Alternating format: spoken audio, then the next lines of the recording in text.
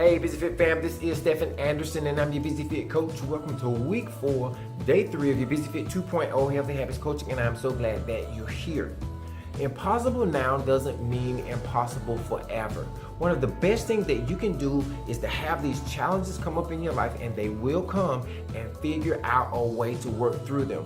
This is how you develop the skill set and the strength for you to have the courage to continue to move forward even when things seem like they're not quite lining up.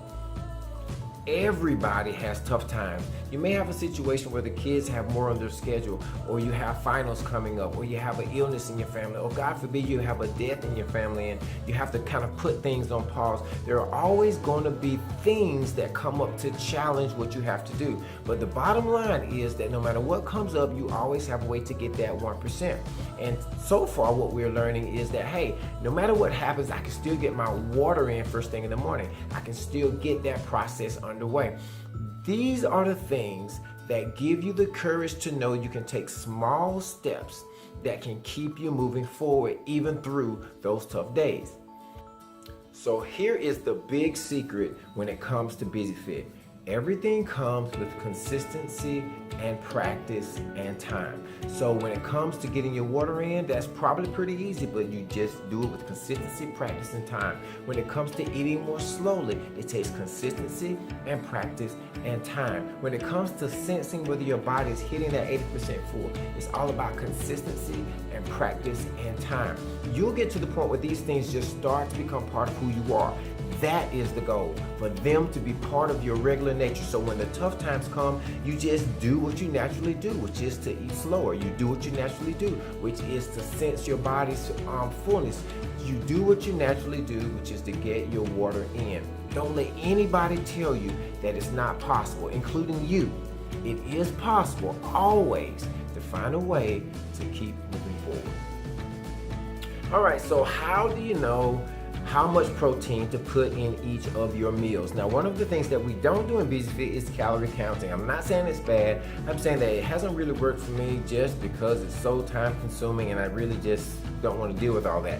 But there's a much simpler way. The Busy Fit way is to use your palm size as a guide. So when it comes to meats, for men, we recommend generally 2 palm sizes, and for women, it's going to be 1 palm size.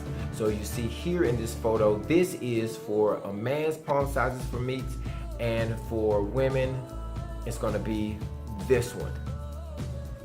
So you're going to use that as a starting point. This is not a definitive, this is how much you must have. Remember, we're listening to our body cues. You're listening to your body to know when you're hitting that sense of fullness, and you're in those cues to let you know when you're having enough. So as we continue to move forward, you're going to be able to see whether I probably might need a little bit more protein or a little bit less.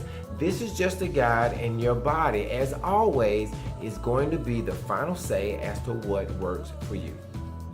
All right, now we're on to our calls to action. Of course, we're getting our Busy Fit mindset statements read every single morning and again at night. And then number 1 habit, which is to get your water in first thing in the morning. Number 2, which is to think about and make sure you're getting your activity in or your rest, because you're honoring your body, you're honoring that commitment that you made to yourself.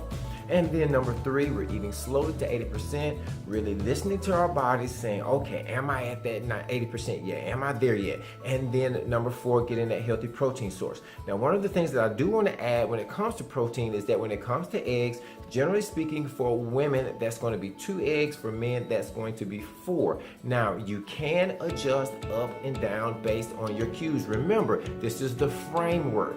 Your body is going to decide when you've had enough. So tomorrow, we're going to share with you some of the concerns that people have about whether organic is, whether it matters, grass-fed, grain-fed, what does all of that stuff mean? All right, so remember to persist until you succeed and never give up. Click the link below to get a little more information about what impossible really means, and I'll see you on tomorrow.